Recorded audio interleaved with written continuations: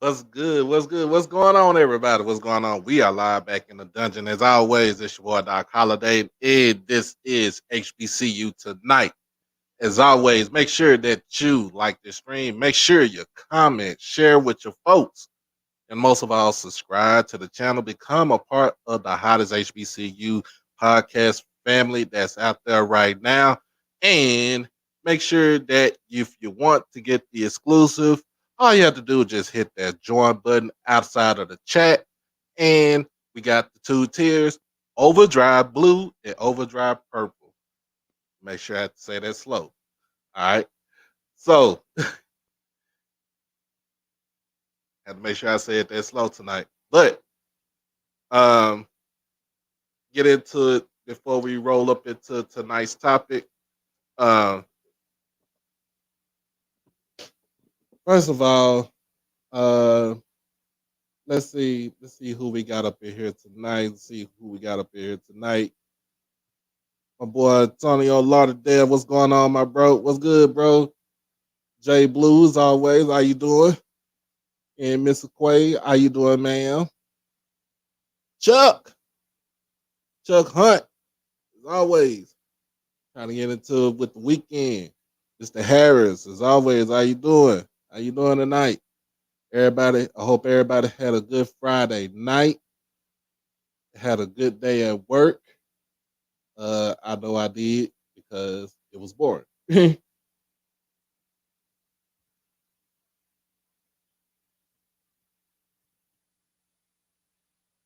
But other than that,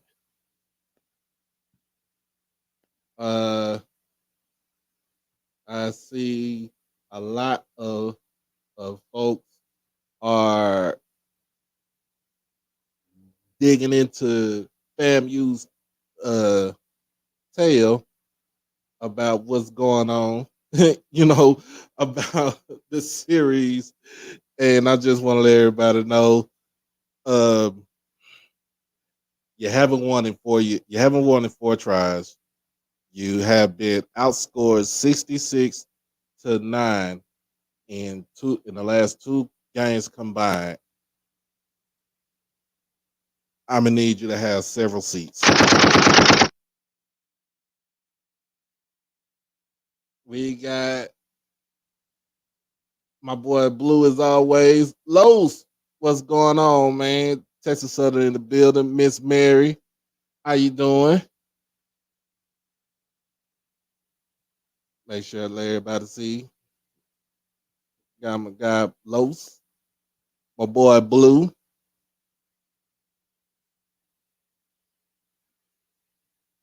We got Franklin, as always. Got Franklin up in here.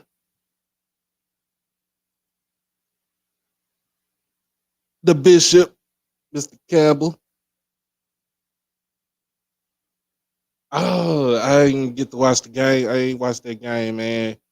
What was the final score from the Florida A&M game? Val B, how you doing?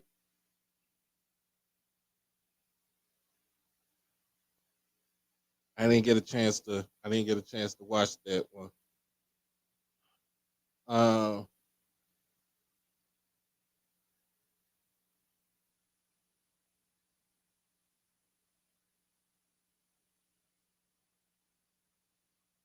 But other than that, the back and forth between FAMU and Jackson State, it's a healthy banter, healthy banter. They try to make it a rivalry, but y'all know we not rivals. And man, let me just go ahead and congratulate my guy DJD for becoming a member of the family. We appreciate you, man. We appreciate you. And if anybody want to donate to the Cash App, anybody want to donate to the Cash App, let me get that going on right here.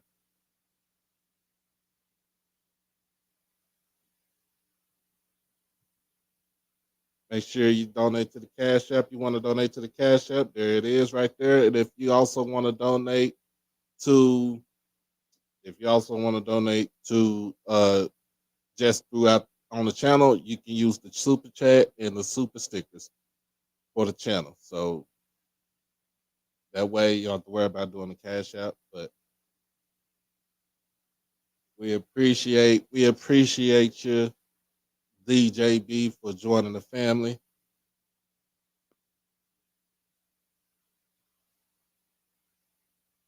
Man, that's crazy.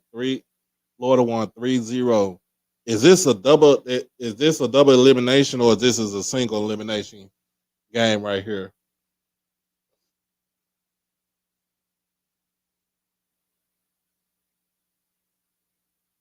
Was that double elimination, or is it single elimination right now?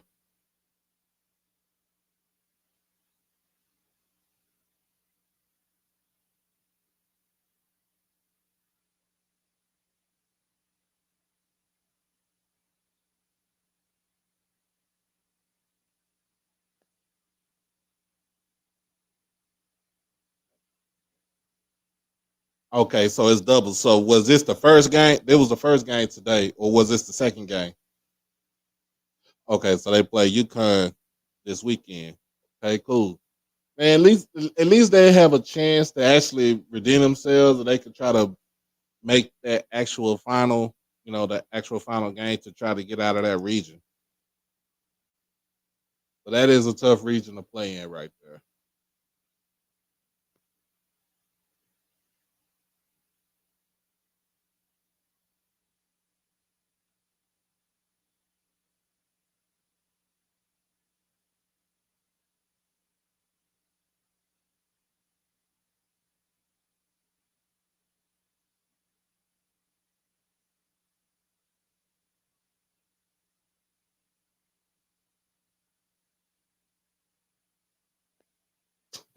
Jay White already starting up with the Alabama A&M trash talk.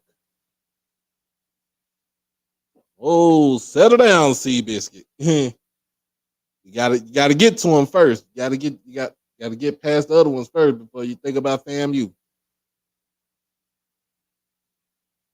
We are. I don't know. I think FAMU is it. We. I think Jackson State is in FAMU's head right now.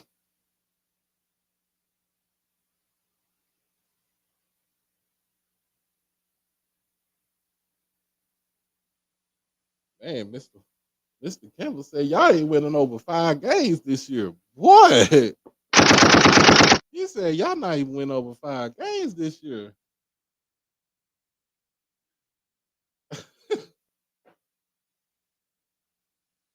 He said, look, y'all ain't winning 5 games. The shit talking just started already, man. Miss Brandy, they still blowing you up on Twitter. I've been laughing. I'm gonna tell y'all this, man. I've been laughing on Twitter of all this stuff going back and forth between FAMU and Lee I Love. It just to me, we need this. We need this.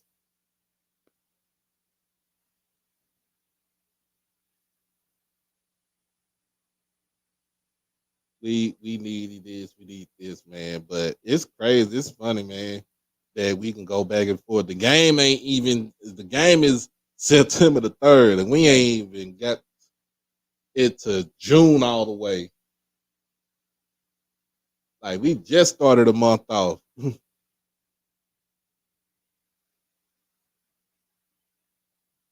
We just started this month off. Can we let June come in first? Can we celebrate June? Juneteenth coming up in a couple of weeks. Father's Day coming up in a couple of weeks.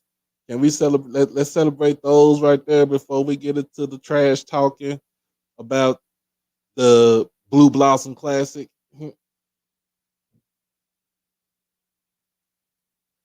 Man, let's see.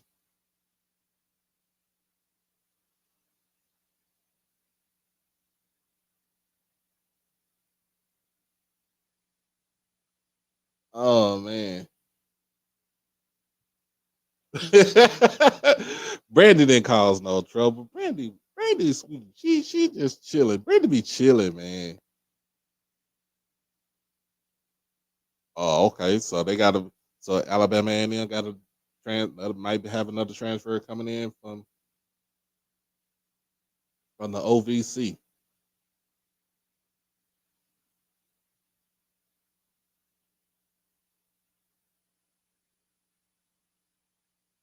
No, actually, they owe you a thing.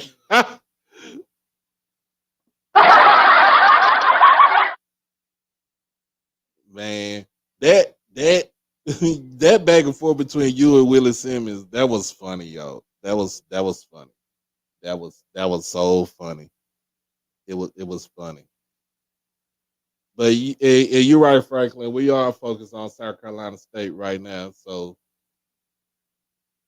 I think that's the best thing right there. We focus on South Carolina State. We're not focused on FAMU yet. Once we get past South Carolina State, then we turn our sights on to the the little serpents down there in Tallahassee. I never said I didn't want Miak in the check. I just want to make sure that Miak is relevant. That's it. I just want to make sure the Miak is relevant.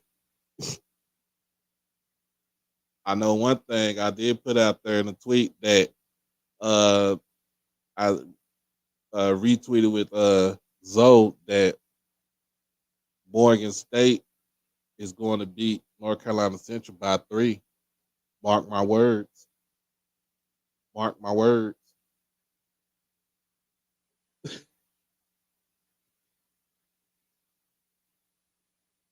Mark my words. It's gonna be Morgan by 3 against North Carolina Central. But hey, man, I appreciate everybody for coming in. We got over 58 people coming in watching the show. Make sure that you like the show and comment and subscribe to the channel, y'all. So man, let's get into it. Let let let, let let's get into tonight's topic for. So man, we gonna get into it. Like, all right, Bruce Eugene. Hey, hold on, I don't.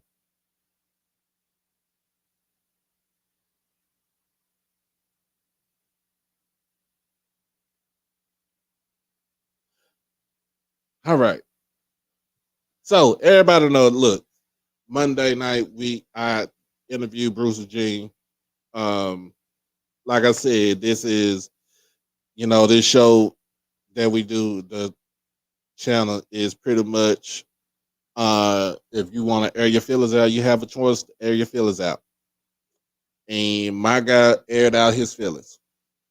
Um, I'm I was ecstatic. Like I said, I was ecstatic that uh a think piece like HBCU GameDay um brought the interview into the light because I don't think a lot of people. I think we all watched that, but I don't think a lot of people watched it now until HBCU GameDay put out their article. And like I said, shout out to Stephen J. Gaither for writing the article and basically making sure that his source where he got this from it was from me. So shout out to him for doing that. I'm gonna just be I'm gonna keep it a bean with y'all, man. I'm gonna keep it a bean. A lot of people, especially Graham fam, are I wouldn't say they're up in arms, but they feel some kind of way towards Bruce. They felt the way towards Bruce. Some people say that well, he he put his body on the line um, for the university, and maybe he should be not say rewarded, but given a chance to come in and help the university and the football team in some capacity. Might not, like I said, you don't have to be, like I said, not offensive coordinator, quarterback coach, or even just a recruiter. If you get him as a recruiter, his name ring bells, point blank. His name ring bells if you get him as a recruiter. His name ring it's only a few people. Their names ring bells at Grambling that's not named Eddie Robinson Jr. I mean, not named Eddie G. Robinson. All right. For one, is Doug Williams. Doug Williams has pretty much so much cachet. Shaq Harris has so much cachet. Bruce Eugene, because he did it. He was on a whole nother level when he was there. And Devontae Kincaid, because he led them to a Celebration Bowl victory. Those four names right there, they ring bells. And what Bruce was just saying is that just give a chance. Give him a chance. I'm about to start rapping. But just give him a chance to at least help out the football team, the university in some sort of capacity. Uh I don't know, Los. Understandably so, Hugh Jackson has a name because of his NFL coaching background, but Bruce Eugene's name rings bells in the town of Grambling. They know what he did when he was there. They know what they had got when he was there. You can't. I can't sit here and be remiss that his name ain't saying that his name ain't on the same pedestal as Hugh Jackson.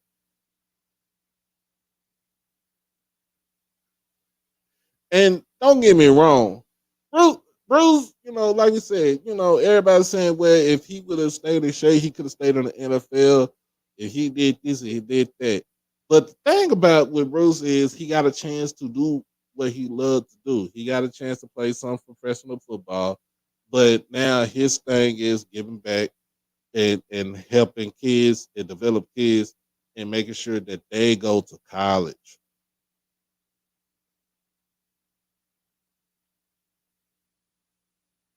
I don't know. I don't think he was lazy.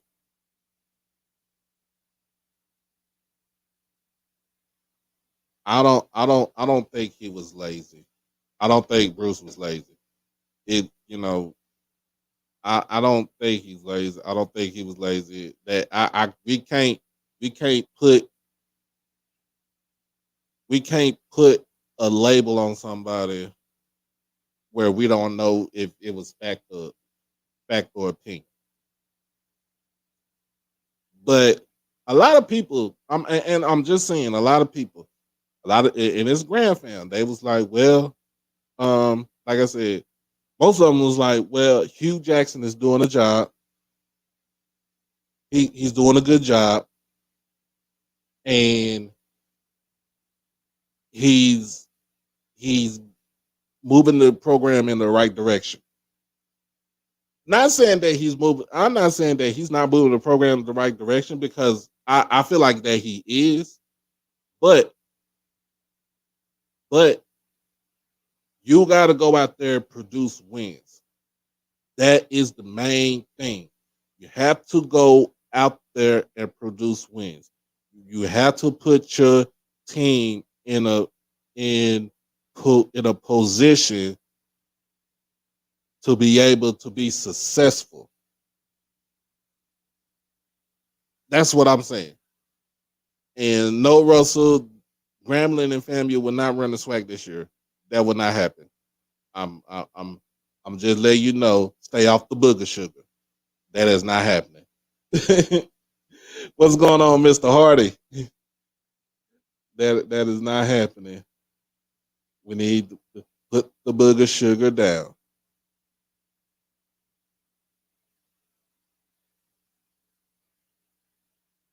You know, a lot of people saying like, you know, one person tweeted like bitter, salty, sense of entitlement, all rolled up in one.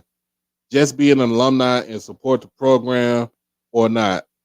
Seems like every time Graham has some good-ish going on, someone tried to stir the pot, and we get articles like this. First of all, I want this person right here. I want the person that tweeted that. If you watch the show, don't blame the article. The article was just reiterating what we talked about on this show on Monday. So the article had nothing. The article had nothing to do with what we put on this show. Everything, everything that article was written by with Stephen Gaither. He got everything from this show. He has everything from this. He had got everything from this show. That's the reason why he basically highlighted that he got his source from me. Got his source from me.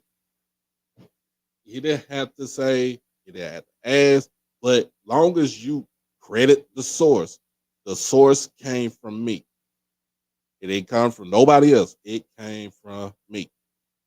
So if anybody wants to be upset, any Graham fan that wants to be upset at Bruce, not even just upset at Bruce, be upset at me because me,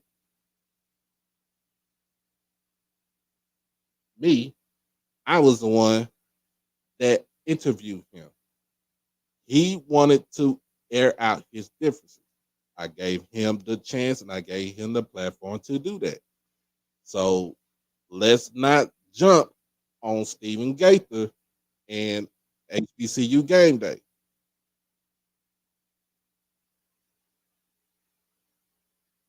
I never said that it was my fault, but I'm putting it out there. If you want to blame somebody about why he said what he said, blame me.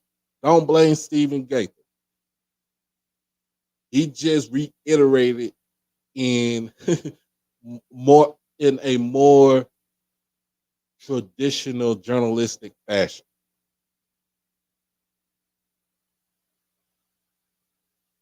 That's what I say.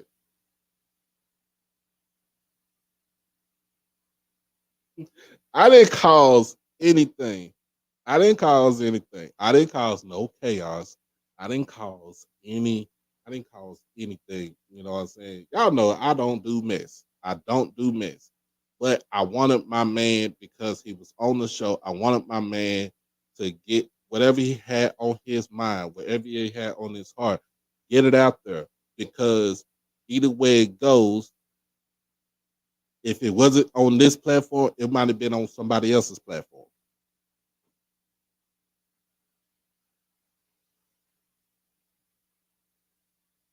And we can't, nobody, I mean, if you want, like I said, you really can't be mad at him. You really can't be mad at me. You really can't be mad at Mr. Gaither.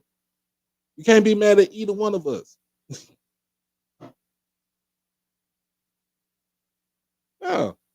I, hey, I'm saying somebody be mad at me, and I'm looking up, the missus looking at me like, what's up? Because she get ready to trying to jump on somebody.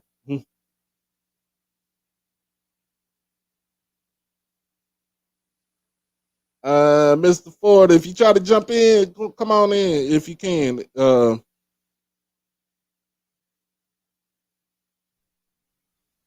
Can you hear me?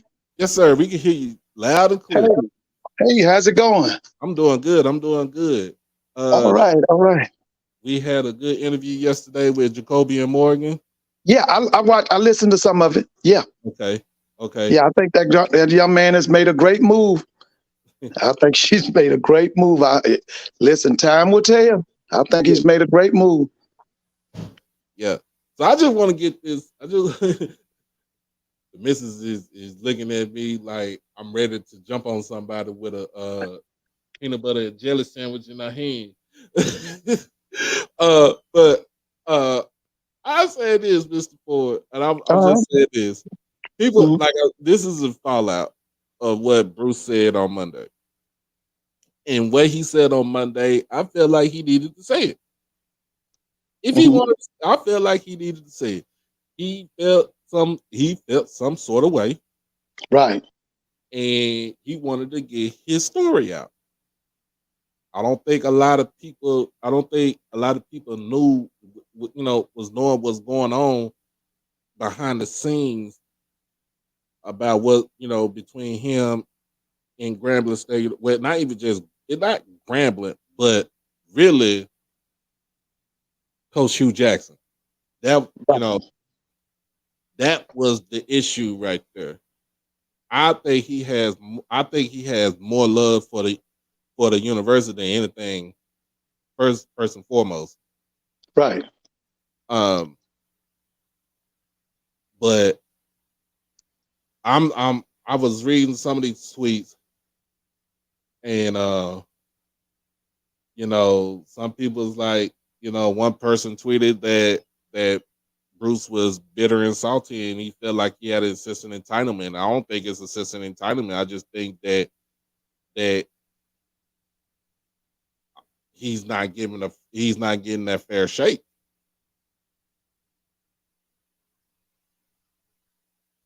Um, so it's like saying like she said that it seems like every time Graham had some good ish going on, someone tried to stir the pot, and we get articles like this. And so, like I told, like I was telling everybody, don't blame the article. The article is just reiterating what we just, what we talked about on Monday night. Right, It ain't, like I said, if you want to put blame on it, put blame on me because he came off of my, you know what I'm saying? It came off this platform. right. Oh yeah.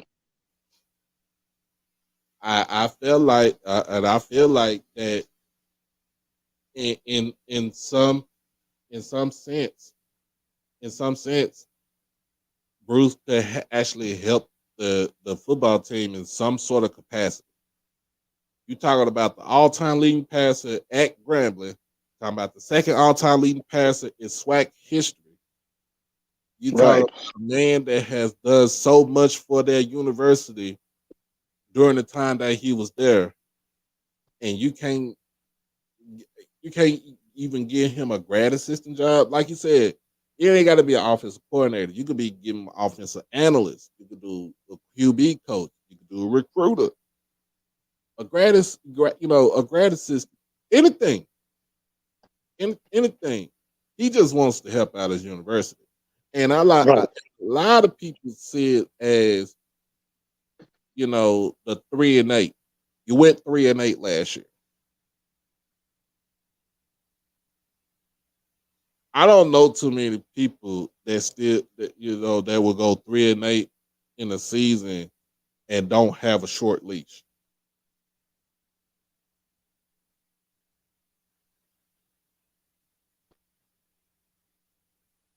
I'm just saying I'm just putting it out there. I don't see how people would go 3-8 and don't have a short leash. Right. Especially at Grambling. Right. Yeah, I mean, cause look, the expectation y'all had even when Coach Robinson was there was winning. It was all about winning. It's about Right, winning. It's about winning a conference, winning national championships, getting players to the NFL, and really the whole thing is to molding young men to be better men. That's what it is. And so, like I said, I was just reading tweets. I was just reading tweets about this, and it's like some people just think like it's just entitlement. I don't think it's entitlement. Just think like, hey, give a chance.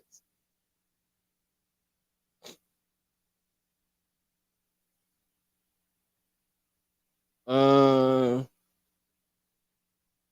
let's see. Somebody else said something.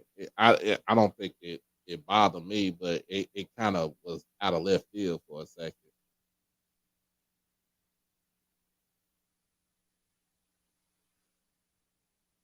The one quote where he said, "I felt like us trying to get Coach Hugh was us trying to copy off of Jackson State making a big splash."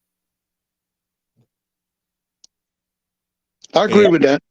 I agree with that. yeah, I agree with that. because I feel like if Grambling wanted to make a big splash, they could have hired Ed, Ed Reed. They could have hired Thank uh God they did. they could have hired Marshall Falk. They could have hired a whole Yeah.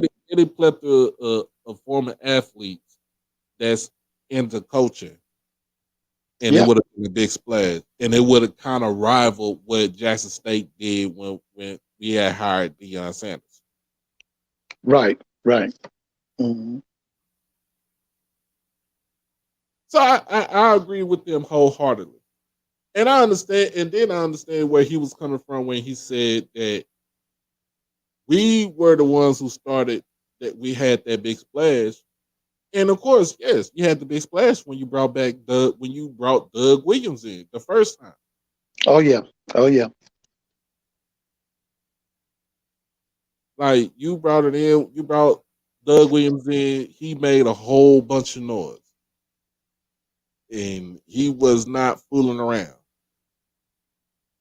When you brought him in that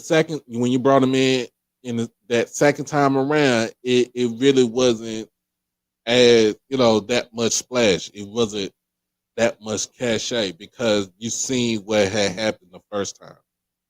And the administration was shaky at the time. He came back the second time. There was some administration deficiencies and problems going on from the president on down when he came back the second time. There were some problems on campus. Right. Yeah. But and I understand what somebody said. He said the statement was bad because Hugh is qualified and has been coaching in the NFL. Understandably so, Hugh's qualified, but as far as a head coach, he's terrible.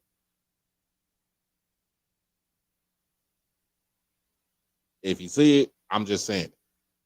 He was a terrible head coach in the NFL, and right now he ain't looking too good with Grambling. You don't get me wrong, you got a decent defense. You got skill players around you. You didn't have you play musical chairs with your quarterbacks. And that was the biggest problem.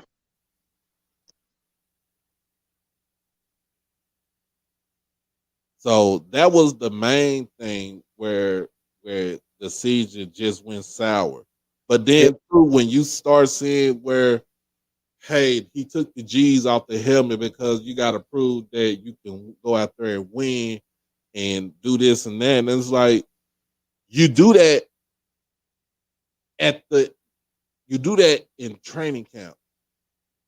You do that in the summertime. You make them earn you make them earn that symbol before the season starts. Don't wait to the you know what I'm saying. Don't wait till a third of the season is gone away and you decide to take it off. That's to me that's demoralizing. Right.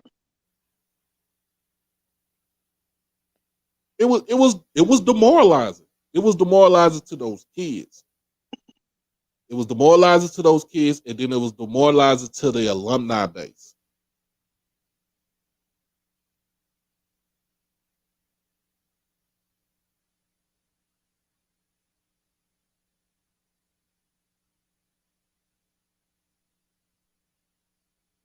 I still say, he got a chance to see what he could do this season. Hugh Jackson got a chance to see what he could do this season. But if he don't turn it around, if he don't get it going, and if he don't get that alumni going, then all that stuff was for nothing, and that really just proved that Bruce was right. They open up with Grambling. Open up with Hampton. Who do they open up with? They open up with Hampton in New York. That's going to be a biggie. That's going to be a big game. That's going to be a big game. That'll tell us a lot. Because Hampton, like I said, I don't see Hampton winning the CAA, but they'll do. If they were in the MEAC, they would do very well. Right. They got a lot of talent up there. Right. So they open the season up against Hampton. Yeah, that's going to tell us a lot. That's is that Saturday or Sunday? Is it a Saturday? Saturday. Let me check the schedule. Yeah, because I think the game is in New Jersey. Right. Yes, and it was scheduled for the Meadowland. I mean, the Giant Stadium, but I think it's in New Jersey now. It might be in Newark. No, it's in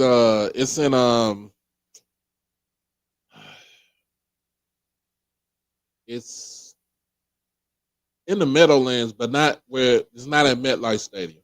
Right, it's not at MetLife. Okay, MetLife. It's at Red Bulls Arena. Right, that's right. Now, where is that? That is, I know it's in Jersey. It's around. It's in that same complex. Okay. Is that a day game or a night game? Day game. It's gonna be pretty hot. It's a day game, and I know the field is not turf; it's actually grass because it's grass. Okay. Yeah, okay. It's soccer. Right. So all right. So I got the Harrison, New Jersey. That is Red Bull Arena. Yeah. So it's not. I don't think it's that. It shouldn't be that far. It shouldn't be that far from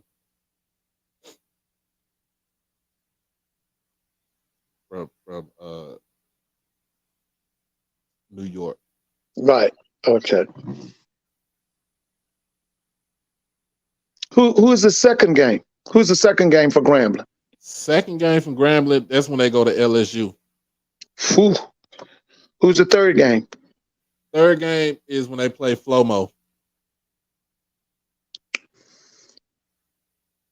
Okay. Who is Flomo?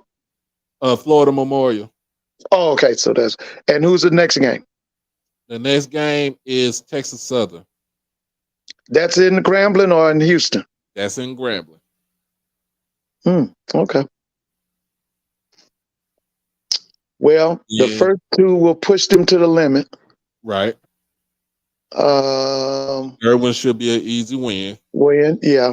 And then the fourth game is you cannot start out slow against them dudes.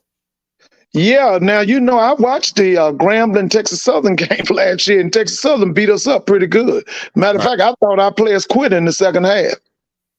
I thought they quit. That's why I was saying, like, you cannot start out slow against Texas Southern. It don't matter. Andrew Body was playing like crap last season. You can't start out slow against them dudes. Yeah. Now, who's the next game after Texas Southern? The next game after Texas Southern, that's the State Fair Classic. Ooh, boy, that's gonna be a biggie. That's in Dallas. Yep. And then they go to Lorman when they play Alcorn. Ooh, that's another biggie. That's like a murder's row right there. So you're saying Texas Southern, Alcorn, and then who's after Alcorn? After Alcorn is Alabama A&M. That's at Huntsville. No, is that Mobile? That's in Grambling. That's your homecoming. Oh, that's homecoming. Yeah, that's gonna be real interesting. Okay, so who's after A&M? Bethune. That's in Grambling or Daytona Beach? That's in Grambling. Okay. And who's the next one?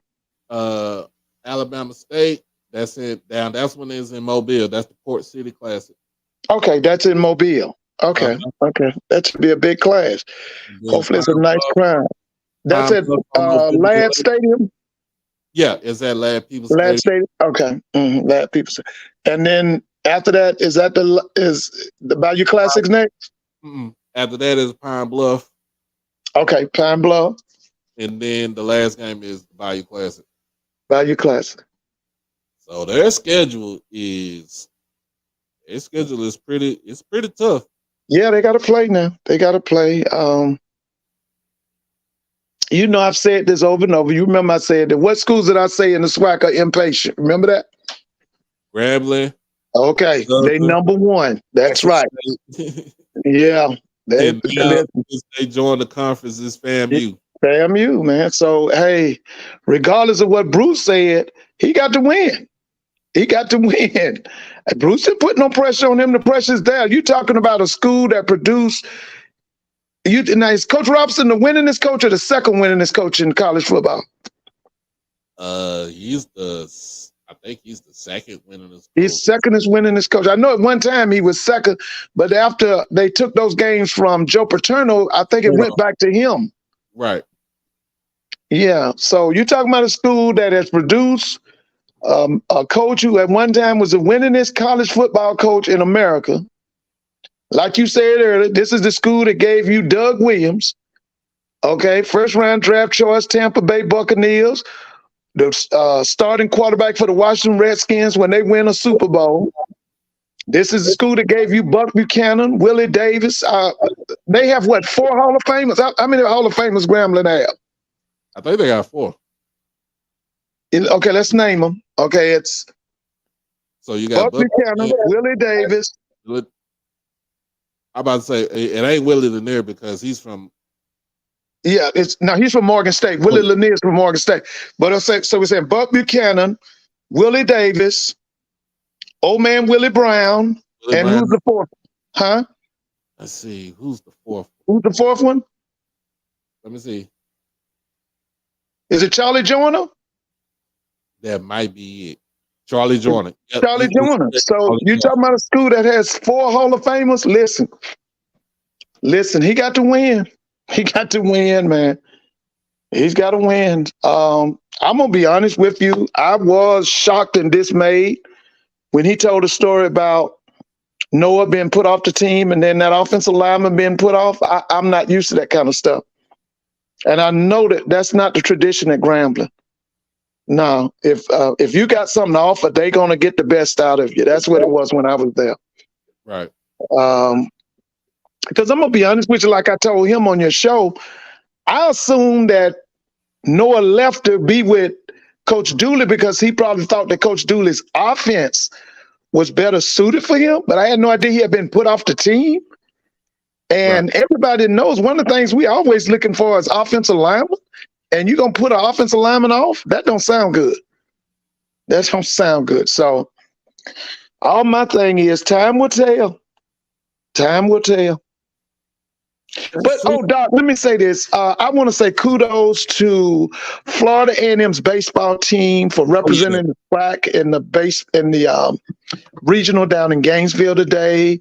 Kudos to Alabama State for winning the Commissioner's Cup. Right. And the other thing I want to say, and I want to say this directly to Dr. Charles McClellan, if these schools are going to win that Commissioner's Cup, then we need to give them at least $50,000. If they're going to win the Sadie McGee and the Barbara Jacket women's trophy, they should get 25 or more. If they're going to win that C.D. Henry, 25,000. Mm-hmm. So, Dr. McClellan, I love you, but you got to come off the money now. If they're going to win that Commissioner's Cup, they should get at least 50 G's for that. If you're going to win the women's trophy, 25. If you 25,000. If you're gonna win the men's trophy, the C.D. Henry Award, 25,000. Come on now, come off the money. You reward excellence. Oh yeah, man. Oh yeah. But now it was just well, I'm just getting at it, and nobody hasn't came at me as far as when it came. I'm just going back to the Twitter and to the article. Nobody hasn't came at me as far as why you put this interview out? Why did you interview Bruce? I'm gonna tell people this. I interviewed Bruce. It wasn't an interview. It was a conversation. He had a conversation about all the things that he done at Grambling, and then he brought up what he wanted to say. He had a right. He has the right to say what is on his mind. He has a right to say, "Look, I was fed up." It was certain things about what was going on in at Grambling that had me upset. Understandably so, sending Noah and Mr. Chernak down to Grambling, two players that he actually coached up in the high school ranks, Right. to send them down there. Now they was all under fives. They was under fives. So I understand, and I kind of understand where the thing about Coach Jackson coming in was that the fact that, look, I didn't recruit you. I didn't recruit you. I'm only gonna see how you're gonna be. Now that was to me that was his take. But and like I said, Coach Jackson has all the authority to put whoever on his staff and to play the players that is going to produce out there on the field. He has that right to do that. Not saying that he doesn't. What I'm saying is that in a sense, you could have gave Bruce a chance. Now, is Bruce, like I said, can Bruce go to any other university in the SWAC or maybe in the MEAC or in the CIAA or the SIAC and get either, and get an offensive coordinator position? You pretty much, yeah, you can. You can. Like, he can, because his name rings bells. And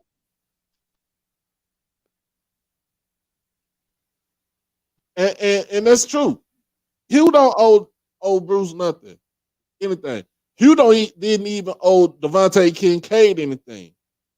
It was just the fact that he just felt he just felt some, in a sense, he just felt some way.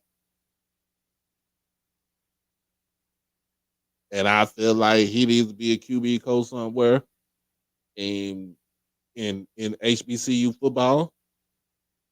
I don't know where to go. I don't know who has a position open, or even come into high school football. Like I said, he talked about coming down here to Texas and with Texas high school football. Like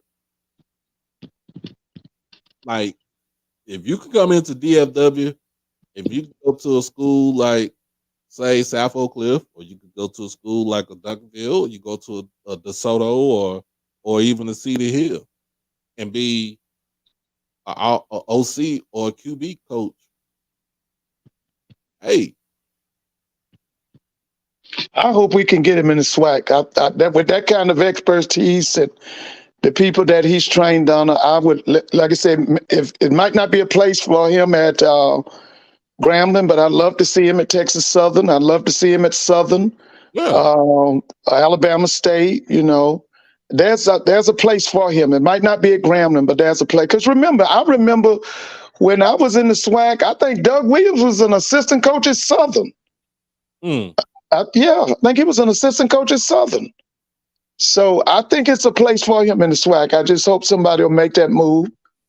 I'd love to see him on a staff in the SWAC. I see. Oh, Mr. Camel's and he asked me a question. Has Bruce ever been on Grambling State staff? No. He was never hired on Grambling staff.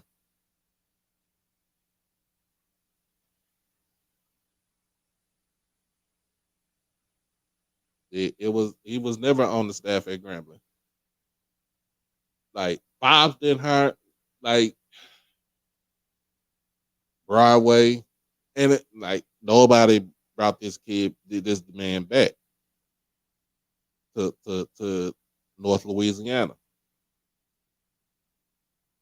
And that man believes black and gold all the way through.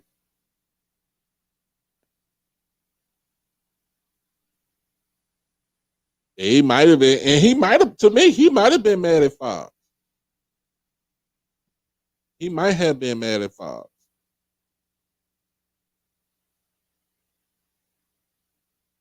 You said he might have been mad at Fobbs? Yeah, he might have he might have been mad at Fobbs.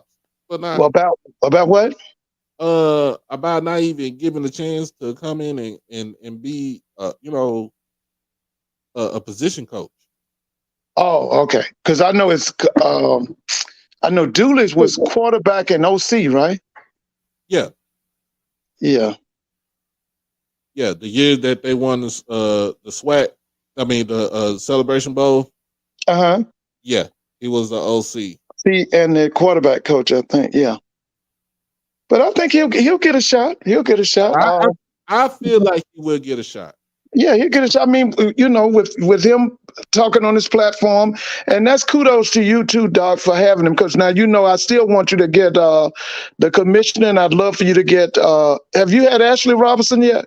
No, I haven't had AD Robinson. I wish I could get him on here. If anybody, and how about could you get FAMU's president on? I got some questions for him.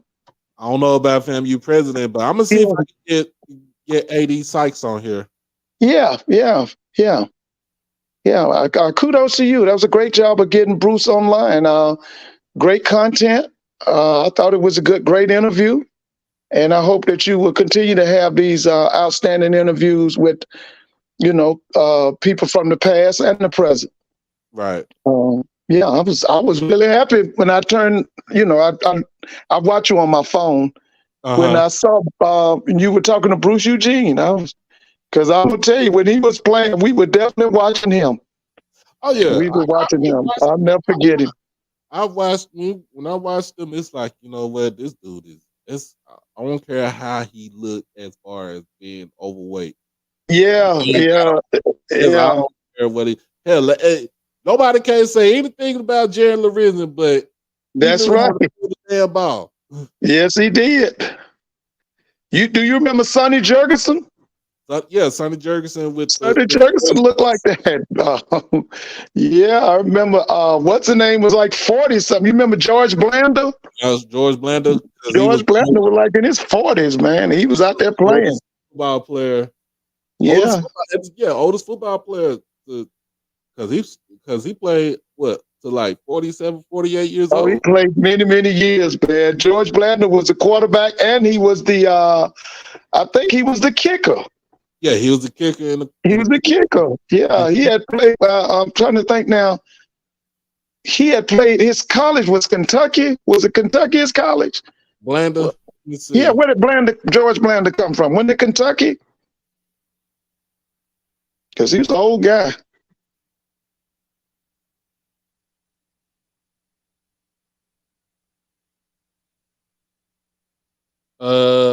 Yep, you are correct. Kentucky. And by the way, I'm so glad. Hey, Blue, what's your excuse for the SEC ducking 9 games? You bringing in Texas and Oklahoma, because you got an excuse. What's the excuse now? Huh? Y'all trying to get all the seats in that new playoff, huh? Y'all want about 10 teams from the SEC in the playoffs, right?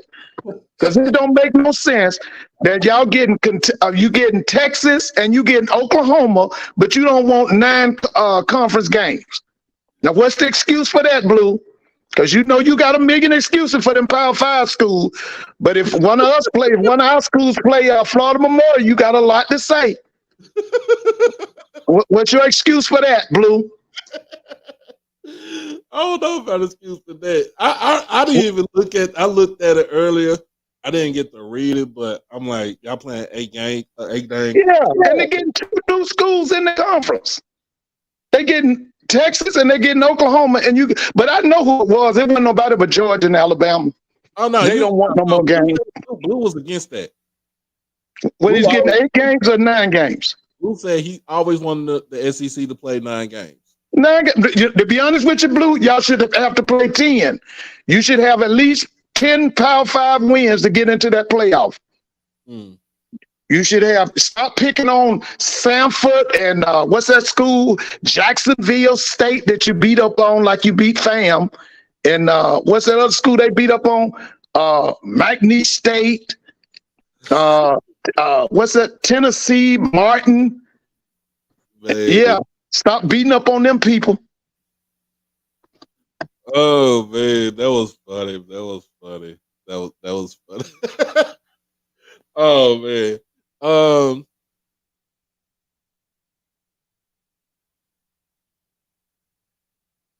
Wait a minute, hold on. You said you seen me on Coach Haynes' show. What up? Oh yeah, you know Coach Haynes. I frequent his show sometime, man. It's been a minute since I've been a guest on the show, but I frequent the show sometime. You know what I'm saying? He's a Hampton alum, but he's you know what I'm saying? I already know he 305 to the day he died. Man, make sure you're a new listener, make sure you subscribe, bro. Make sure you subscribe.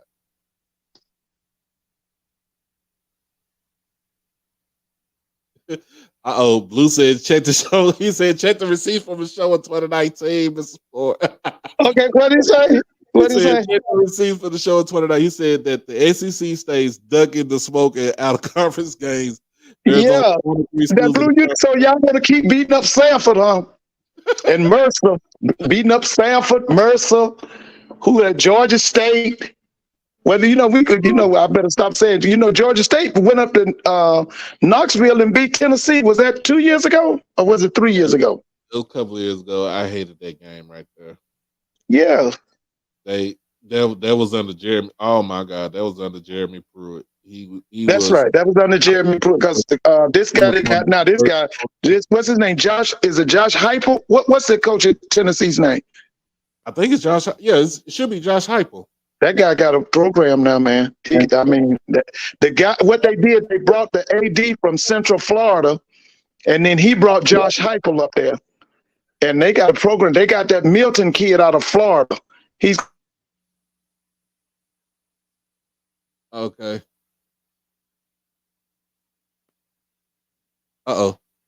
This is Georgia State. Okay. Oh, I just want to make sure. Jeremiah Clark, you asked me this question.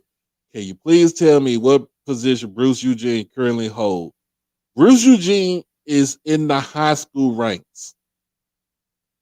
Bruce Eugene has a QB camp that he holds every year. His name still rings bells. Him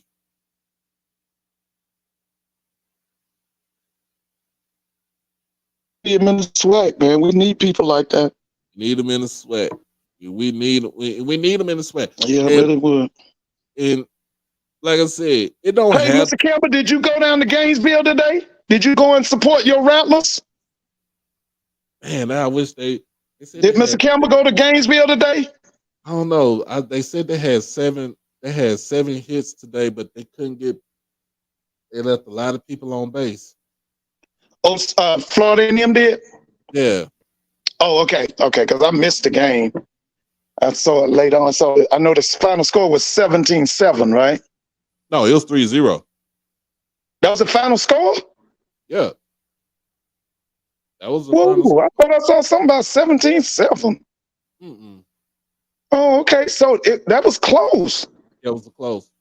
It was 3-6. Oh, man. Yeah, Ms. Campbell, I like y'all. I like your team. I like your coach. Y'all need to give him some more money. Give him some more money, Mr. Campbell. His name is, was it Jamie Shoop? What is it? Is it Jamie Shoop? What's the coach's,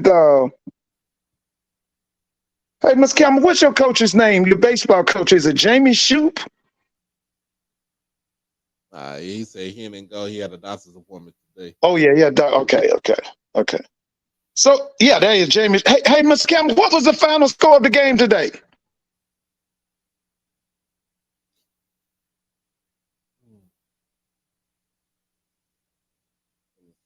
That guy's good at FAM, though. He's a good coach. A good baseball coach. Now, Doc, was that FAMU's first Mayo championship in the SWAC? Yes. Okay. 3-0. Okay. Yeah, I'm looking. I'm like to hang in with Florida and to hold them to three runs. And held them 5 hits too. So that's good. That was some. That was some good pitching. That they jumped on them in the first inning. So yeah, that's really good. Two guys got thrown out at home plate. Man, that's crazy. Now, Doc, let me ask you something. I'm still looking at this thing. You know, the ACC is coming up with a new payout scale. I think the SWAC needs to look at that. And what the ACC is telling Florida State and Clemson, the more championships you win, the more money you get. What's your problem with that, Mr. Campbell and Blue? What you think about that, Doc? I like that. Because they're saying that, you know, instead of everybody getting an equal amount, if you got a bunch of championships, you get more. What you think about that? What you think about that, Blue? That sounds, I like that. That's rewarding excellence. Earn your pay. Yeah. You gonna tell me that Jackson State's supposed to get the same as Mississippi Valley?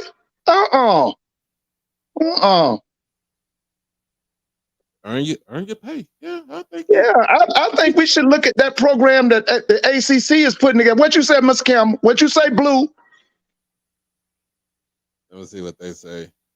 Yeah, because they saying in the ACC now that, because you know, with 7 schools threatening to leave the ACC, Florida State, Clemson, they were the ones that had the most mouth. And so they come up with a new plan. They're saying that the more championships your athletic program wins, the more your payout will be. You said Blue said he like it at the P5 at the FBS level, but you can't really do it at the FCS level because if you do it with Valley might would just close this athletic department down. Now, Blue, you know that's an excuse, right? You know that's an excuse. Okay, Ms. Campbell, you're right. I like what you said. Yeah, they were, because I know FSU was talking really bad to the ACC people. They were talking about leaving. Because now the word is that the SEC does want FSU and Clemson. That's the word up here. They do want those schools. And supposedly the SEC does want North Carolina. Yeah, but I think Florida is always blocking Florida State from joining. Yeah, that's what they said. Florida doesn't want them in the but I'd like for them to stay in the ACC. But I do like that new plan. The more championships you win, the more money you get. Yeah, well, I don't think we could do that in the SWAC. But it sounds like you don't. Wait a minute. Why? Because I think everybody had, as far as when the competition goes, like a school like Valley that does not win all the time. Doc, who problem is that though? Wait a minute. You're gonna punish? Okay, Alabama State won the Commissioner's Cup, and you're gonna tell me that they should get the same amount of money as Valley? Come on, Doc. I don't know. They should get the same. Okay, wait a minute. Blue. So okay, Mr. Ford, you're right. It's not. It's not everybody else's fault that you don't have a good product out there on the field, or you know what I'm saying. it is up to you to put that to get that product to make it look feasible. Look, not even say feasible, but to actually look good out there, like Valley, Pine Bluff. Who else can we put in this? Well, Doc, let me ask this to you and Blue and Mr. Campbell. You gonna tell me that Valley and Pine Bluff should get the same amount of money as Florida A&M and Jackson State? That's what you're telling me? Because let me tell you something. You know how you brag about being a history major? I'm one too, and one of the things you know about the United States, and at no time in this history has there ever been equality. There ain't no such thing as equal nothing. So I don't see how in the world Valley and Pine Bluff should be getting the same amount of money as Jackson State and FAMU. What you got to say about that, Mr. Campbell? Y'all put all that money in the sport, and they put that little bit, and then they don't win, and they supposed to get the same amount of money as Jackson, same amount of money as FAMU? Oh no,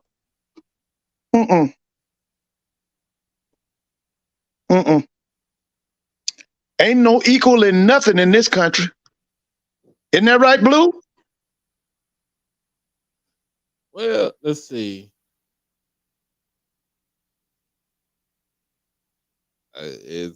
Well, you right, Mr. Campbell. Listen, you go look at our history and our legacy. We win at Grambling. We win at Grambling now. Listen, yeah, we got a little problem right now, but we win. Now, like I tell everybody, we've been mediocre ever since that boy Devontae Kincaid left our campus. We ain't been hitting on nothing. But guess what? We're going to be all right. We're going to be all right, Mr. Campbell. Hey, man, you better get it. You better get it done this season. That's right. He better listen, baby. You ain't going to stay there and not get it done. It sounds, what I'm saying is it sounds feasible. It sounds good. But like you said, like we said, those schools like Valley, Pine Bluff, Bethune-Cookman, those that had those small, you know what I'm saying, the smaller budgets to try to But now, wait a minute. Now, Bethune has a big budget. Don't Bethune have a big budget? I know when they was in the MEAC, they was spending a lot of money. I think Bethune got a pretty good budget. Miss Campbell, doesn't Bethune spend a lot of money on athletics? I know you're not a Bethune graduate. I'm just saying. I thought Bethune spent a lot of money. Lynn Thompson, they spend a lot of money on athletics now. Yeah, Miss Campbell. Yeah, they almost closed us down. See that? Yeah, you're right. I think his name was Jindal. What? Yeah, Bobby. We was the governor of Louisiana. He did us. He tried to close us down. He hurt Southern. You're right, Mr. Campbell. Yes, that happened. Yeah, I think, but for like somebody like. Okay, Blue said. They've been okay. Thank you. That's Jay Blue. Okay, yeah, because I can remember when they went to MEAC, they spent a lot of money on athletics. Yeah, remember when they got into the SWAC, they did slash. Remember they slashed the budget. That's the reason they did. You're right. You're right. The reason why Reggie Theus is also the athletic director. Athletic director. Right. That's right. That's right. You're right. Yeah, that's right. I do remember because I think they laid off a number of their coaches for about 6 months, didn't they? Mm-hmm. And that was during COVID time. During COVID time, yeah, you're right. So that's the reason why those three schools like that they won't be able to survive because like you said they'll have to spend a lot of money that they don't have. So, Mr. Campbell, do you think you should get the same payout as Mississippi Valley? Do you believe that? Do you think you should get the same payout as Arkansas Pine Bluff? You believe that? I don't. Because y'all win championships. If you win championships, you should be rewarded. Somewhere I read they said reward excellence. Didn't they say that, Doc? Yeah. All right. So I say we need to go look at that ACC plan.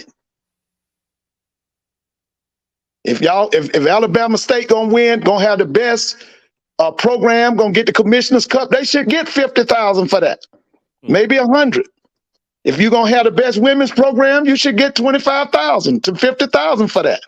You're gonna have the best men's program. You should get 25 to 50,000. Let's reward our best people. You're right. But forget about this equal stuff. Ain't never been no equality in this country. Isn't that right, Blue?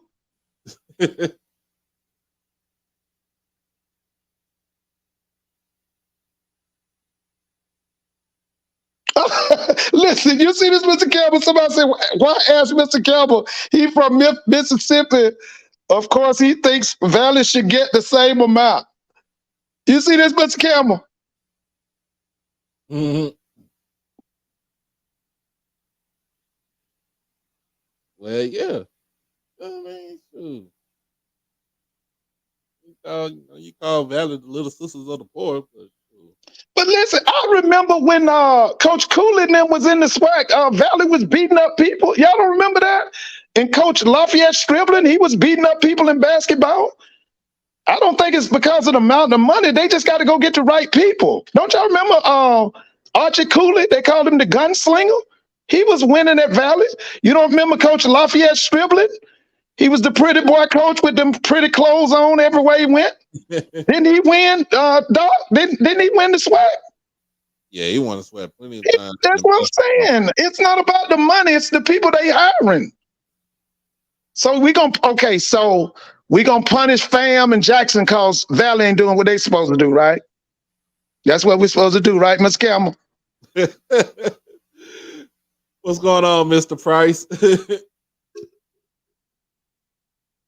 Oh man, nah, but I just think, in a sense, like we kind of need to go back to the drawing board when it comes to the distribution of the money to the conference and to the member institutions. Well, Doc, let me ask you something. I told you that guy I was talking to. He said that every SWAC school should spend at least $5 million on football. What's your thoughts on that? You know, I asked that question the other night. He said that every SWAC school should spend because that's the guy who told me that the SWAC should go after Morehouse, and he said that it should be a stipulation that Morehouse budget $5 million for their football team. Oh yeah, we talked about that Monday. Yeah, but what do you think of that? What is Valley spending on football? Shoot, not no $5 million. But Pine Bluff is, right? Pine Bluff probably is barely. Because I think they had a good budget, didn't they? I can't remember. I think Pine Bluff budget wasn't bad. I mean barely. I don't know the money. Yeah, money wise. I remember. I just can't remember the numbers. I think Pine Bluff had a good budget. I don't think they were. What's going on, Zoe? I'm gonna need you to see if you can come on up for a second before you. I know you jump on. Well, y'all jump on tonight at 9:00. And see if you can give me your 2 cents about the interview from Monday. Okay, Mr. Campbell said Valley only had those 4 winning seasons when Jerry Rice was there. Valley went to the tournament that year because they upset Alcorn, I believe, to get to the tournament. Okay, so how many times did Lafayette Stribling win the SWAC basketball tournament? Does anybody remember? Or the regular season? Because I thought he was a outstanding coach. Let me see. And now, so Cooley never won when Cooley was at Valley. They didn't win the SWAC in football, right? They didn't win it, right? I don't. Jerry Rice them never won the SWAC, right? Nah. But they were winners. They had good teams, I think, didn't they? Let's see. Shoot. I think they had good. They won a lot of games, but okay. It says Valley only spent like $3.5 million on athletics. Okay, Blue Blood said they spent $3.5 million on athletics in 2022. That's right. I remember that. The FC medium is like $15 million. They spent $1.1 million on football. Okay. All right. So he won SWAC He won the SWAC regular season 92, 96, 97. And And that's Coach 04. Stribling? Yeah, that's Coach Stribling. Then he won the tournament in 86, 92, and 96. And then he was 3-time SWAC Coach of the Year, 92, 97, and 2004. So his overall record at Valley was 315 and 307. And then he was also at Tougaloo, so he was 127 and 60 at Tougaloo. So Now, Doc, is it any way you can look up Cooley's SWAC record while he was at Valley? What was his SWAC record let me see. while he was at Valley? Because I think he won big. I like they say, I know he didn't win the SWAC championship while he was there, but didn't he win like 9 and 10 games at Valley? At Valley, let me see. All right, I got it. So his best season at Valley was 1984. And what he lost? What, 1 game or 2 games? He lost 2 games. He won how many? He won 9 that year. Right. So were there any other years he won 9? So that was the only year. The only other year he won 9 games was he was at Pine Bluff. No, I just want to know what was his SWAC record at Valley? At Valley, 25, 19, and 1. Okay, 25. Overall, he was 27 and 2. So okay.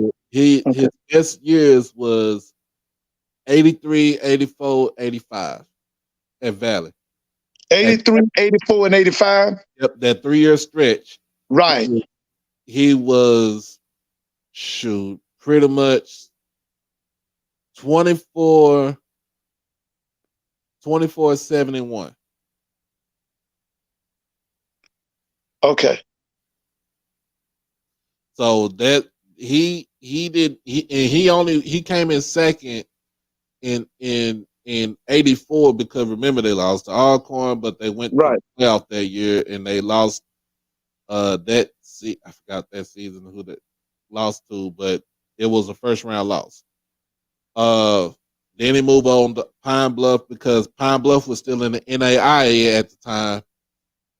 Remember, because they didn't get back into the conference until 1997. Right. So he only had 1 losing season at Pine Bluff, but he was 7 and 4, 4, 6 and 1, 7, 2 and 1, and 9 and 1. He only had 1 losing season at Pine Bluff. He was 500 twice. He only had and he had 2 losing seasons at Valley. Okay, yeah. So how many years was he at Valley? He was at Valley 7 years. Okay. So he had 5 winning seasons, 2 losing seasons. Right. So why we can't find another coach like Coach Cooley at Valley? I think we got one. Okay. I think you got one. So I'm going to say again, whoever wins them championships should be compensated. Ain't no equality. Ain't no equal nothing. If you win the SWAC, football, basketball, track and field, bowling, whatever, you should be paid for that. Then let's see, he went to Norfolk State. They was in I remember when he went up there. That was Russell Wilson's granddaddy was the president. His name was Dr. Harrison Wilson. That's why he went up there. See, when Cooley was a student at Jackson State, Dr. Harrison Wilson was the basketball coach at Jackson. Right. Yeah, because Cooley played for Big John Merritt. I think Cooley was on those teams that was going down there fighting FAMU in the Orange Blossom Classic. I know Willie Richardson was on them teams. I think Cooley was too. Big Daddy was on that team too.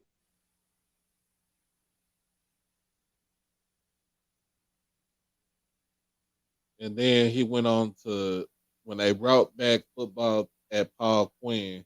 Right. I remember that. I mean, it wasn't the best thing that they did, but that's the reason why they scrapped it. I remember that. So, and listen, fam, you got one of their players back out of the portal. Yeah, Kamari Stevens. Yeah, yeah, that's gonna help them a lot. He really looked good at the end of the season last year. That's a big help. He's coming back. Also, the Prairie View camp was yesterday. I think it was yesterday. Oh, you were there? No, I wasn't there. Oh, I oh, was. No, I ain't get a chance to go down there. I wish I could, but I ain't get a chance to go down there. But that was we all was up in arms with Coach Prime going down there. He did make his presence down there. okay. How many kids did they have at the camp? It looked they had plenty of kids there. You think it was 1,000? I don't know about 1,000, but maybe like 500? 500. Oh, that's a lot of kids. What HBCUs were there? Texas Southern, uh, Oh, that's good for Texas Southern. Okay. FAM. Oh, Fam was there? Yeah, so yeah, Willie was there. Yeah, Willie. Oh, Willie was okay. Okay. Yeah, Willie was there. Okay. Like Valley. Was Jackson State there? Was we there? I think we did go to this camp right here. How about Grambling? No, I don't think I seen Grambling. Grambling wasn't there. How about Alcorn? I don't know if Alcorn was there. What about was Southern there? Nah, Southern ain't gonna be there. Southern wasn't there. What about you said Fam was there? Alabama State, were they there? No. They weren't there. Okay. Okay. From what I that saw, was just a 1-day camp, or was that it's just 1 day? Let me see, because I think that was the camp we was all talked about, and we was kind of up in arms about it. Yeah, I remember people talk. I saw a flyer on the internet about it. What do you think? You see this? Mike says the SWAC should bring Langston University. You see that? It's about money. I mean, Langston was part of the SWAC along. Yeah, in the 30s, I think it was. Yeah, they were in it. So was Wiley College, right? Yeah, and like people, that's why I think some people don't understand how the SWAC really was brought up. It was an all Texas thing, right? All Texas thing, and all Texas schools, and then Prairie View. Yeah, yeah. So you had Houston Tillotson, you had Texas College, Bishop College, Paul Quinn, and Wiley College. And Prairie View was the big dog. Was the big dog. They were the big dog because Prairie View had their own bowl game, right? In the Cotton Bowl, I think. Prairie View had its own interscholastic league. Yeah, that's right. Prairie View was a big dog. Yeah, so back then, if you was a black high school, you played, and you go to the championship, you played in the PVIL. Yeah, that's right. Yeah. So remember, all the church schools started going out. They couldn't keep up with the conference. They didn't have the money to keep up with it.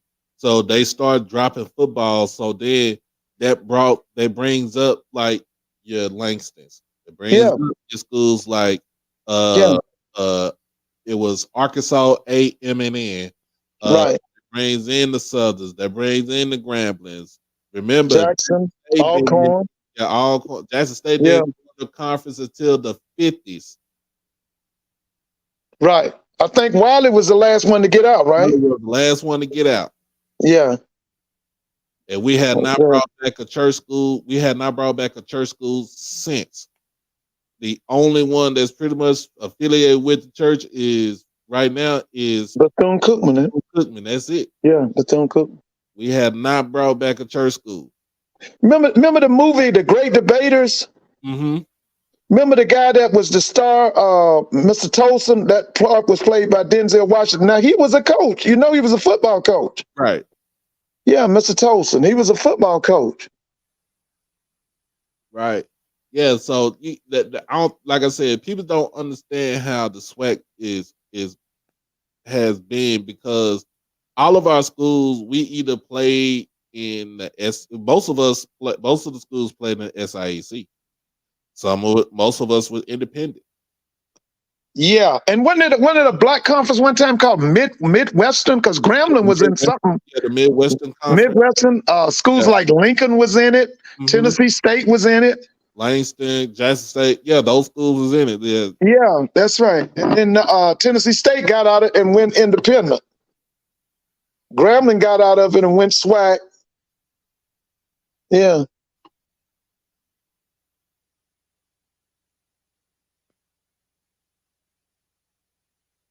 So yeah, you know, Alabama State didn't didn't join the conference until the 80s. Yeah, like you said, Alabama State, FAMU, Bethune-Cookman, those were SIAC schools. And was South Carolina State, I think, was SIAC. Mm-hmm. Yeah, I know. Hunt, you exactly right. I know about this guy right here, Fred Pop Long. Oh yeah. Yeah. I've read something about him. Yeah. And there was a guy, was it Langston, a basketball coach named Zip Gales. He was like one of the best in the country. Southern joined the conference in 19. Hold on, 30s or 40s. 30s. Yeah, it was the 30s because it wasn't in the 20s. It was the 30s. 30s, yeah. And then Arnett Mumford came in the 40s or in the 30s? Arnett Mumford came he was in the 20s. Let me see. He was in the 30s, right? Or the 40s? Because he dominated black college football for a number of years. He and Billy Nix. Billy Nix was over at Prairie View. Them guys dominated the SWAC for years. Yeah. Southern came in 1934. And when did Arnett Mumford come to Southern? Let me see.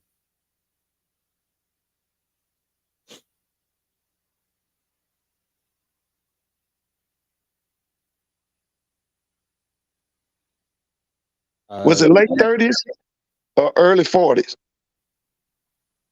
Let me see. I'm gonna see where his coaching record is. Yeah. 1936. 36. Mm-hmm. He was something else. Called him Ace Mumford. Mm-hmm. He's a guy that they said Bear Bryant would come on Southern's campus and they would talk football, and Frank Brawls. They would all come to see him on the bluff. According to his wife, they would take the dining room table and turn it into a football field. He didn't have too much success at Jarvis when he first started out. That was in 19. Right. And he came from Jarvis to Southern, right? Nah, he came from Jarvis, went to Bishop College. And then he built Bishop College into a powerhouse. Right. He went from Bishop College. They didn't have football in 31, 32, 33 because of the war. Right. Before nope, I take that back. They did play football. They got the records on here. But he built Texas College into a power. 2 years in a row, they won.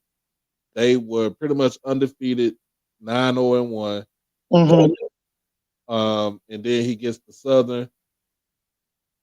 Shaker started Southern.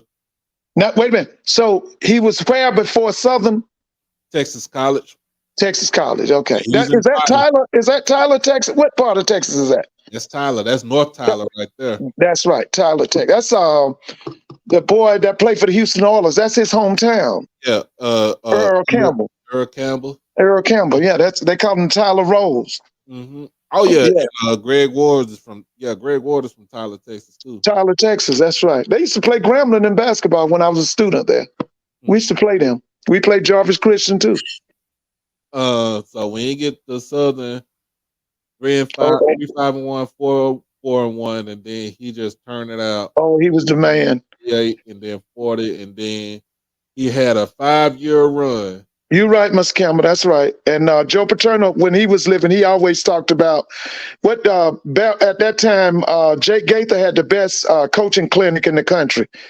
He brought everybody down there. Joe Paterno talked about it till he died, how he went to on the campus of FAMU and learned so much football. Out of his whole time at Southern, this man only had 2 losing seasons. That's it. He was a mastermind, man. Now you know about two platoon football, right? Uh-uh. He would have an offensive team on the field, take the whole offensive team off, and bring another one on. Arnett Basically Mumford was shuffle doing that, huh? basically shuffle Yeah, he was doing that in the 40s. man. He was doing that in the 40s. This dude was way, he would go every summer. He would leave Baton Rouge and go up to Berea or Baroa, Ohio, and he and his assistants would stay with Paul Brown. Paul Brown was the coach of the Cleveland Browns, and he would bring all that stuff back to Southern. Right. Yeah, he was. The word was that Coach Robinson was crying at his funeral because they said, "What you crying for?" I said, "Because I never got a chance to beat him." Because when he was living, Grambling was the younger brother. So, Southern dominated. from 1946 to 1950, Southern in the conference did not lose a game. Yeah, that's Arnett Mumford. That's ace. And didn't he do basketball and track? Let me see. I know he did track. I think he did track. I think he did basketball.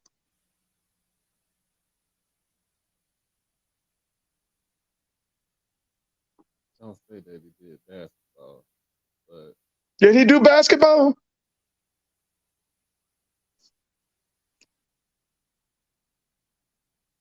Yeah, you're right, JSU Tiger 85. Yeah. Yeah, that's what he was doing.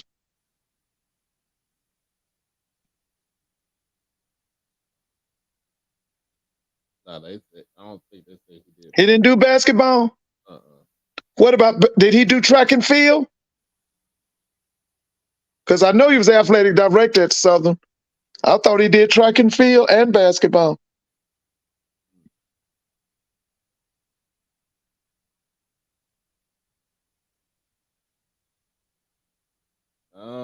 Didn't say, but You didn't say nothing about basketball or track and field? Because at one time, Southern's track program was world class. They had people like Rod Milburn and Willie Davenport. They were sending people to the Olympics. yeah, whew, we talking about that man was that man was dominant, and nobody really don't give him that type of credit. Yeah, because we don't, that's one thing about us. We have an erasure of memory. We don't, everybody else worships their culture and their history but us. That man when they put up the top 20 college coaches, they always mention Mumford, Eddie Robinson, Billy Nix, Alonzo J. Gaither, that guy we was talking about the other night from Morgan State. Most people, the only ones they know are, Edward Hurt. Hurt. Yeah. But most people, the only one they only know, a lot of, especially young blacks, is Eddie Robinson. Right. They don't know nothing about W.C. Gordon. They don't know who else? Lewis Cruz at Alabama A&M. Marino Castle at Alcorn. The guy we just got through talking about, the guy Pete Richardson. Right. Even though he's just been gone a few years, a lot of people have already forgotten him. That's why I was telling you the other day. I don't know if you remember me saying this. We got certain coaches should have their own museum. Yeah. All of these black colleges should have a museum for those. Rob has one. Fam, you should have one for Jake Gaither. Tennessee State should have one for Big John Merritt. Jackson State should have one for W.C. Gordon and Coach Hill and them. Alcorn should have a museum for Marino Castle. Yeah. We don't do what we're supposed to do when it comes to preserving our legacy. And we see that's a legacy day. I think if Pete would have came to Southern earlier instead of in 1993, I think if he would have came to Southern earlier, I think he would have been he would have stayed at Southern longer. I think he would have eclipsed on that Mumford.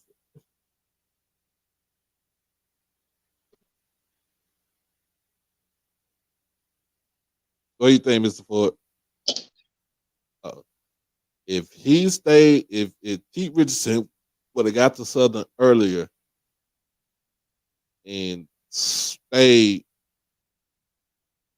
well into the 2010s, I think he would have caught Arnett Mumford.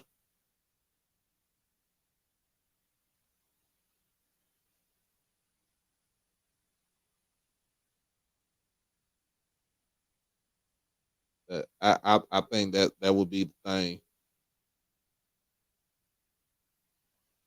And we got to go, to me, I think we got to go through this by decade. We got to go through this by decade. I don't know, man. It's just something that we got to talk about. We want to get into the works of doing this.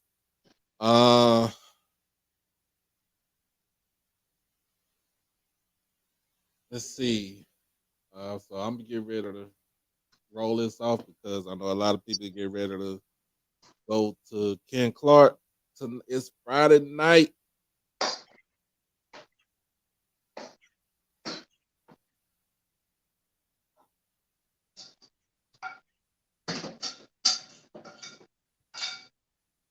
That's crazy that it's only Eddie Robinson and Bear Bryant the only ones to have a museum.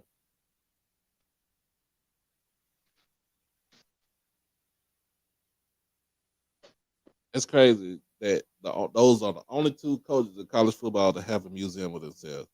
And it's funny, it's crazy that not Bear Bryant, but Bobby Bowden don't have one at Florida State.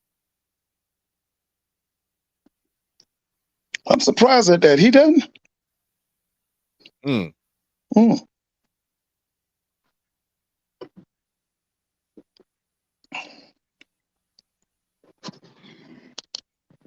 Yeah, he struggled at the end, but I just think with Pete Richardson, if he would have came to, like I said, he would have came to Southern earlier. Like he would have came in the mid '80s.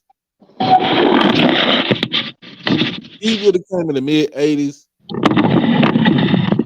He would have set the SWAC on fire. Oh, but listen, didn't he do that?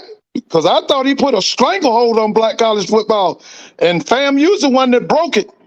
Because now the people that brought him to Southern, actually, that's not who the people in Baton Rouge wanted. He was brought there because of a lady named Dr. Dolores Spikes and Marino Castle. Because the people there in Baton Rouge actually wanted Cooley.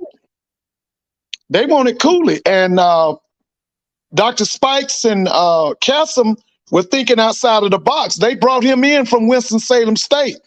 And a lot of people didn't like it because he was an outsider.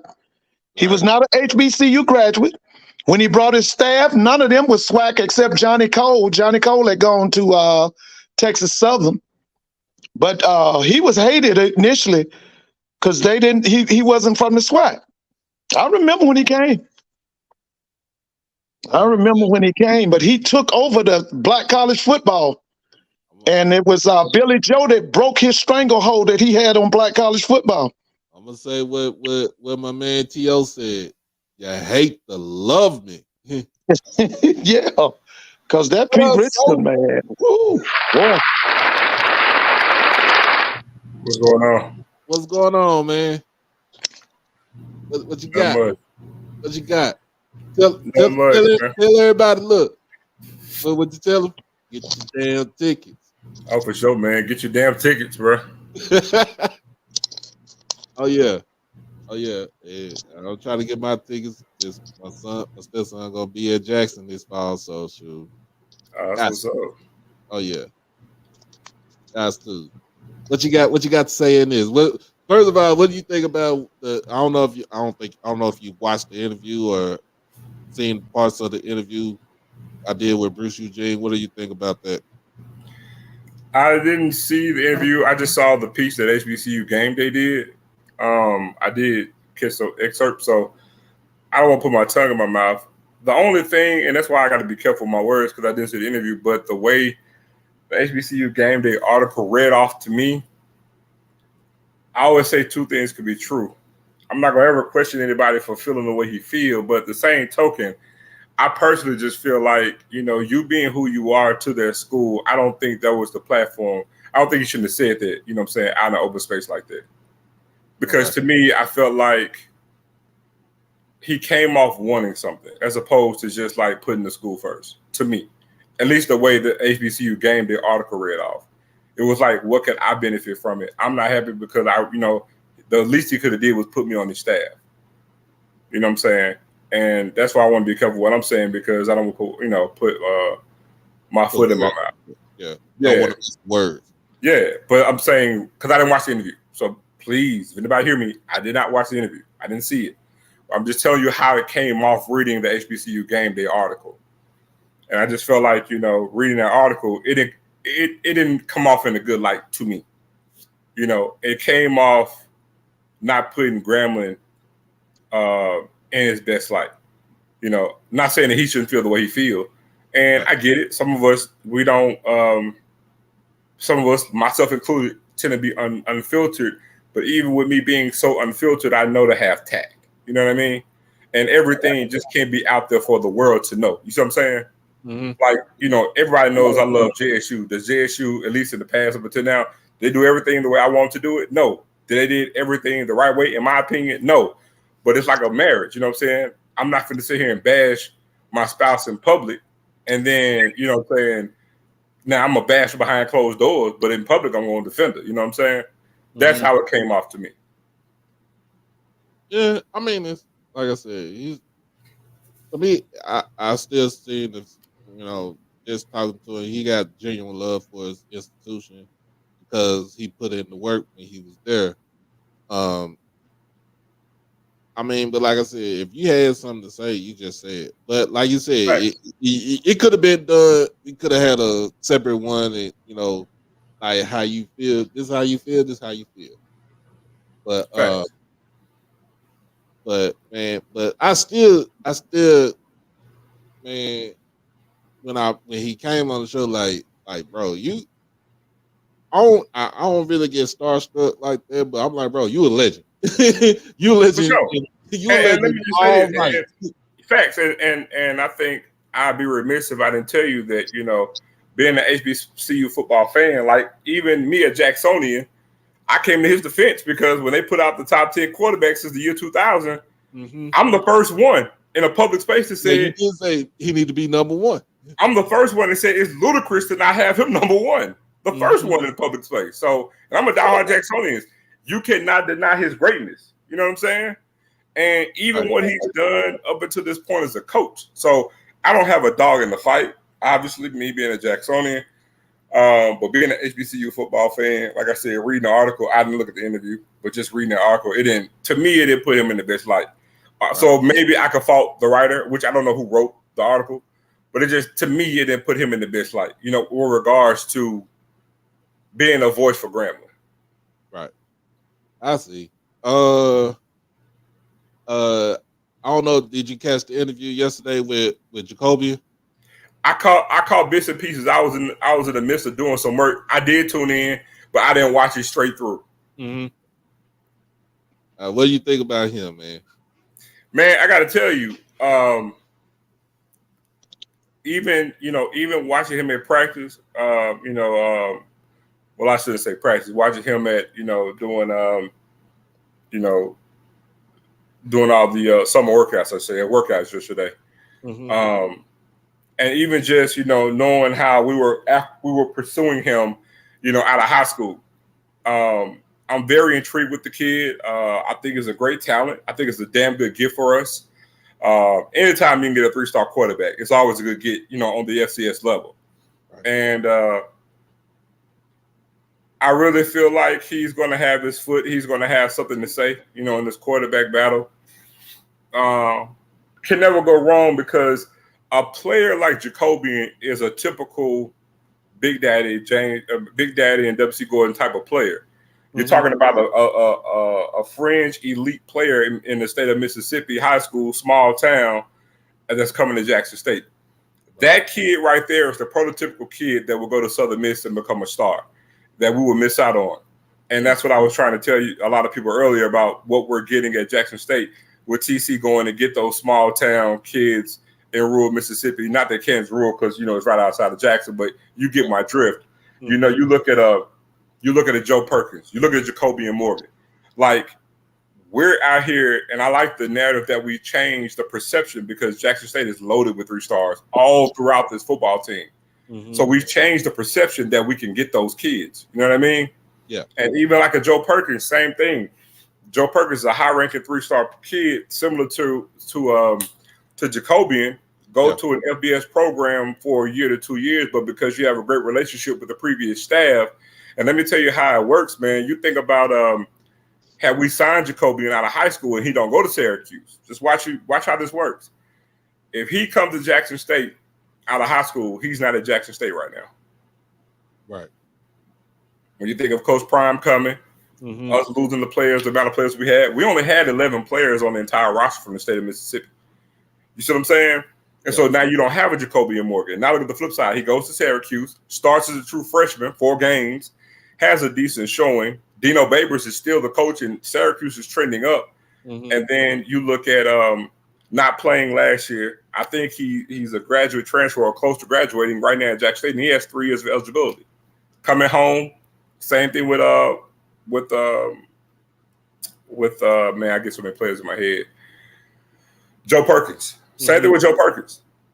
Elite level kid, local Metro Jackson, and they're coming back home. So, but to answer your question, man, I think the word of Jacoby, I think it's a damn good gift for us. I like it, man. I like the kid, bro. But like I said, he's gonna have a say in that quarterback in that quarterback room, with the competition coming up. So I like what I see. I know I interviewed George McCorley, transfer from Portland State. Great kid, man. Great kid. I've seen, he has some circumstances as far as with, heart issues and stuff like that. In July. Right. But yeah, he told me he'll be in there in July. And, what I'm saying, talking to him, like, he knew what was up. Like, he grinded. He grinds for what he wants. And I like I said, I like he, and I hope that he can get into that rotation, that wide receiver rotation that we have, because you got probably like 14 receivers in the wide receiver room. Yeah, we do. I tell you what, for anybody that can hear my voice, if you go look at TC Taylor's track record, even going back to when he was at North Carolina Central, look at the receivers that he was recruiting and they was getting and their production. Mm-hmm. Go look at his track record. Look at TC Taylor's track record of the receivers he's actually recruited and got in. Actually, go back to junior college when he was at Kahoma. Kahoma, yeah. Up until North Carolina Central, even at Texas Southern, back to Jackson State. And we're not done. Coincidentally, we are not done. We got a few more surprises coming. Yeah, man. We have a staff full of this entire staff to a man is full of recruiters. We don't recruit now to a man. We recruit per man. It's a big difference now. Okay. I like that, man. Oh, man. But y'all, he like all those kids, those guys, man, coming in, love it. What I'm saying? Love the passion, love the attitude. Something that we, in sense, it was some stuff that we didn't have on the team last year or the year before, or even the year before that in 2019. We didn't have, we had dudes that wanted, but we didn't have a lot of it, in a sense. And one more thing about McCourty too. The one thing that really stands out about this kid is not so much the measurables. Not watching the highlight tape, but actually watching his film when you get a chance to look at it. Mm-hmm. The kid is aggressive on every pass. Oh, yeah. He aggressively catches balls. He fights for every ball. That's the one thing that stands out about this kid. He fights for every catch. I like it. That's what I love about him. He's aggressive on every pass. I like it. What else you got for it? Because I know you get ready. You get ready to jump on. No, man, just who's the new wide receiver coach at Jackson? Coach Abraham from Texas State. Okay. And he's coming, hit the ground running. Again, he's doing this thing on the recruiting trail. That's why I'm telling you that we got some more stuff coming, courtesy of the new wide receiver coach. We got some more pieces coming. They'll be making some announcements in the next week or two. And we got some surprises. This team is already in great condition. This team has a great mindset. This city is going to put on for Jackson. That's the cry from them, not the coaches. Tell you what, last week when all the freshmen arrived, it was a beautiful sight to see, knowing that I got there probably like right at 8 o'clock, man, and all the freshmen were actually in the facility, man, just kicking it, right? Just kicking it, all of them. And then Isaiah, you know, we got two Zays now. But Isaiah, well, actually both of them, Isaiah Kendall and Isaiah Spencer, they both led the charge, man. All of them went and had workouts. No coach was there. No coach told them. They all on it as a unit, as just freshmen. Right. Went out and worked out, man. Did drills, did a lot of conditioning, and this was before they actually had to go do the workout. How many games do you have on ESPN3 this year? I can't say right now. I don't know. I'd be lying to you. Okay. And the reason why I don't know is because we haven't finalized what games we're going to have on ESPN2 this yet, so I can't say. Okay. The first two games on Prime. The first two. Yeah, the first game is going to be on ABC on linear television. The second game is going to be on ESPN. Yeah. But I believe that we may have a good chance to have one to possibly two more games. Well, one for sure on ESPN2, and I think what they're trying to divvy up is what we're going to have on HBCU Go or HBCU Plus now. And then what'll be on ESPN3. So you don't know if the Southern Jackson game will be on ESPN? No. And Mr. Ford, to be honest with you, it's too early to know all the games right now anyway. And that's for everybody, not just Jackson State, because nothing's going to be finalized because of, like I stated, you know, they got the territorial rights between HBCU Plus and ESPN3, trying to funnel down which games they're going to do. And then actually, even once they make the announcement, they still could change, as you know. So it's just too early in the game. They just only got the ones they guaranteed to get. Okay. All right, man. Well, everybody, y'all know what to do. It's 120 people up in here right now. Yeah, man. I think you're ready to roll, man. About to be 9 o'clock, man. Go Tigers. Go Tigers, man. Y'all already know what to do. Y'all ready to head on to Ken Clark in the 1400 Club. Other than that, man, I thank Mr. Ford. I thank you for coming on as always. Oh yeah, thank you. And we will be back here tomorrow night, Saturday Night Live, with myself and She Loves D. So we'll talk about some other things. You know, I want to get into talk about with these ticket sales. So other than that, man, we gonna see everybody later. And we out this thing. I didn't even hold on before we do that. I didn't even do my thing because I was supposed to gotta pay the bills. HBCU OverDrive is proudly sponsored by WeWorkForEverything.org. At WeWorkForEverything.org, this is for those who are trying to build for a dream. With their latest hoodies, t-shirts, long sleeve shirts, and accessories and more, you can have it all here at a reasonable price. Black owned and operated out of the great state of New York. Like I said, get suited and booted. Check it out at WeWorkForEverything.org. Peace. All right, Mr. Ford, what you got going on for the what you think we need to talk about this weekend? Well, you know, we got to keep our own FAMU's baseball team. I think they play tomorrow. Right, they play again tomorrow. Yeah, we got to keep our own FAMU's baseball team, and like Zoe was saying, I'm looking forward to the games in the SWAC that's going to be published, because I'm thinking that Southern Jackson, isn't that the third game? Right. That might go ESPN or ESPN2. That could go really big. So I'm waiting to see, you know, like he said, with the games that are not dealt with by ESPN, what is HBCU Go going to do? Because they did a really great schedule last year. Right. I really enjoyed them. Oh yeah. So I'm waiting on that. I'm waiting on that. See the games that will be televised by ESPN, family of ESPN, and by HBCU Go.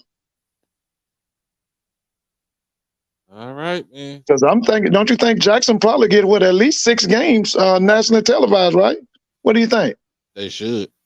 Because last year they got 8, wasn't it? Wasn't it 8? It was 8. 8, yeah. So they'll be movie stars again. All right now. So I'll see you tomorrow, man. Okay. Have a good night, here. Too. Okay. All right. So it's over 90 people that's going on. Man, look, y'all, I thank everybody for joining me for tonight. Make sure, like Assistant Miss Quay said, like, share, comment, subscribe for the latest shows in the showtime. And make sure that if you want to go ahead and join the family, we have 2 tiers, OverDrive Blue, OverDrive Purple. Man, all I gotta say is, you know what I'm saying, y'all join the family. I ain't ready for no tomahawk chop. My cousin tried to do that against me when he was playing at Alcorn. I ain't ready for no tomahawk chop. I ain't did no tomahawk chop ever. Never. You my boy though. You my bro. But I would never do a tomahawk chop. But as always, y'all, man, y'all be blessed. Y'all stay safe. And y'all stay dangerous. We out this thing till tomorrow night, 8 o'clock. Peace.